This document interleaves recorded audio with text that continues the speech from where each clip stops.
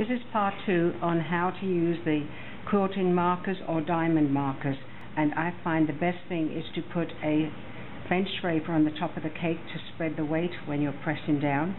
Always start right in the very corner, and what you're going to do is make certain it hits the board, and then you're going to press the top, press the two sides, press the bottom part, and remove it, and then match point to point. Again, hitting the bottom of the cake and the top of the cake, matching the points. Press the top, the sides, and then the bottom. Take it out. Now, once we've reached the end like that, you're going to wonder how we go around the corner. And again, I'm going to show you this, even though we're going to do 4 different patterns. Again, always remember to touch the bottom, and you press point to point, and you're going to press it in, and make certain you get all the pattern, and then you're going to bend the marker around like this, and carry it on, pressing, pressing, pressing. And then you're going to remove it very carefully, and that is your piece going around the corner. Now, if you're wondering what these marks are here, that is because we did not allow the cake board to dry. This is why in part 1 I said let it dry 2 or 3 days. As this is not dry, it's going to constantly make marks in there. Now we're going to change the markers and do a single diamond. And this was the original one that I first came out with in 2 sizes, and it's still very, very popular. Again, always make certain you hit the table. I can go a little bit closer here. And this one here,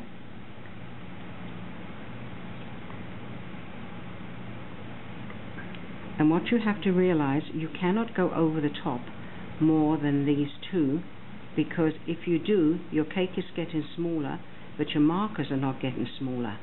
So all you're doing is pressing them in, going slightly over the top, so that you get 2 complete patterns. As this is a different style of marker, what I'm going to do with this to show you that it can be used more than one way, we're going to take this from the top and go down, make certain that it all sort of matches at the top, and you again press it in all the way along, remove it, and then what you have to do is make certain you match point to point again. What I try to show people, there's more than one way to use a tool, and the more ways you can figure out what you're doing with it, the easier it is and the cheaper the tool becomes, because it's used for more than one application. So remove that. This design is called Petal Mosaic, and this time now we're going to take this down to the bottom,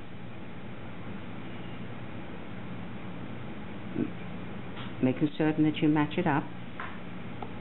Keep your fingers pressed on the top. That shows you the Petal Mosaic design. This one here is the single double diamond design. This one here is our straight up and down design, which has been the most popular. And this one here is our diamond with inserts. And they are 4 of 30 different patterns we carry. A bag of royal icing and a 1.5 tip, we can now finish off the points to make them look a little bit tidier. So what we are going to do is put a little dab of ice in there, and I normally do 3 or 4 up to 6 at a time, because I find the icing will start to dry and then we'll hold the flour. Then I'm going to pick up a little bit of little tiny forget-me-not with a tiny amount of, and just dab it on. So this way we are putting the center of the flour in, plus attaching it to the diamond points.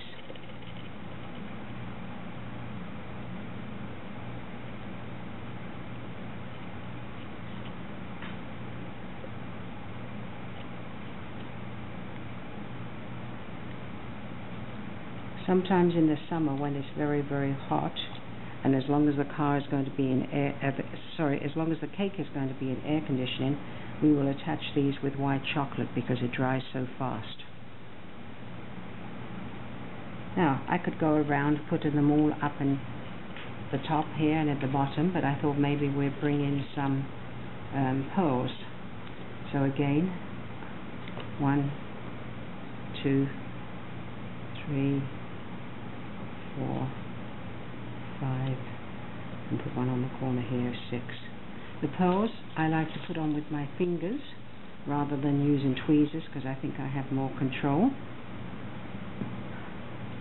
And you don't need a great deal of icing, as you can see. You just need a small amount, enough to grab the, if you think it's not centered, just center it.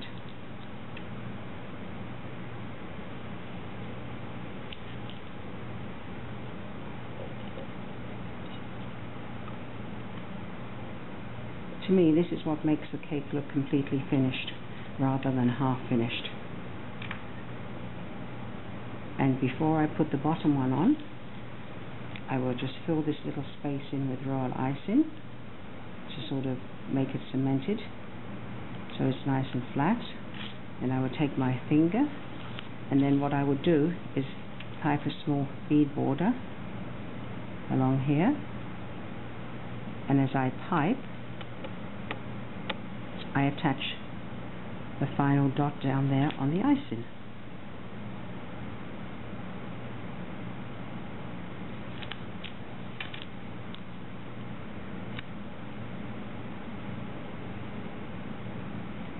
And that's how we're going to finish off the cake. This time we are going to put little hearts that we cut out of sugar paste or fondant and sprinkled them with fairy dust.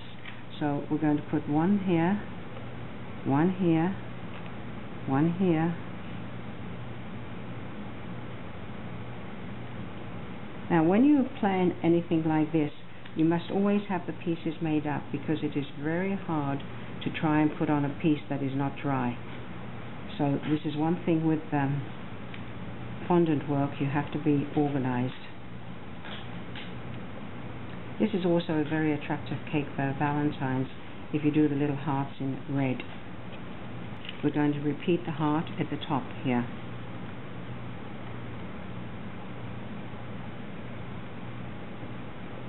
This is where your creativity comes in, because you can actually do whatever you like. And if you just want to pipe a dot, you could pipe a dot. If you want to pipe little bows, you can pipe little bows. But don't have anything too large, or else it will take away from your design, and that spoils the beautiful design that you've created. And finally, we're going to go to our straight diamond, which is, as I said before, the most popular one, and it just goes straight up and down. When you do this one, you need something at the top, two sides, the middle, two sides there, and again if we put a little bead border on here,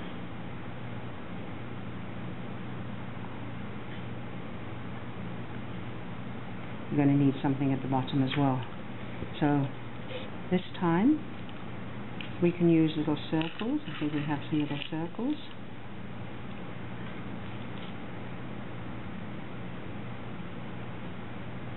This is a nice way for confetti for a wedding shower. And what you can do is bring in the color of the wedding party as a pearl and put that on top of the circle. And I will show you that in a moment.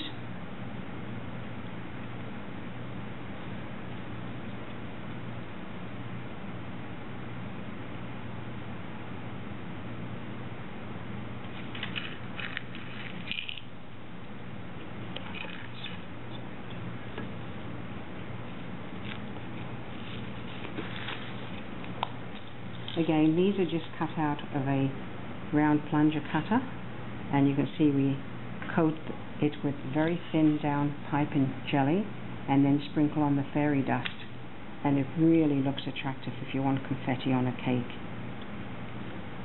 The sparkle, especially under lights, just is amazing.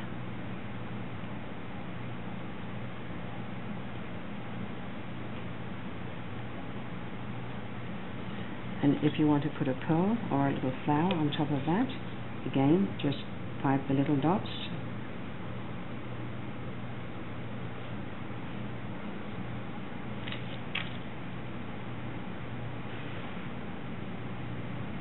And this, as I say, is bringing in the accent colors.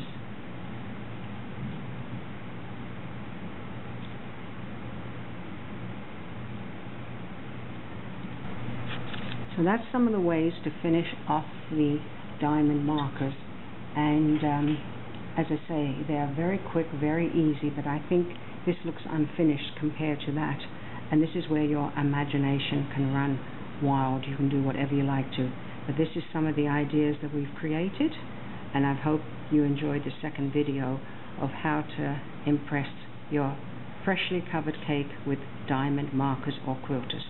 Thank you.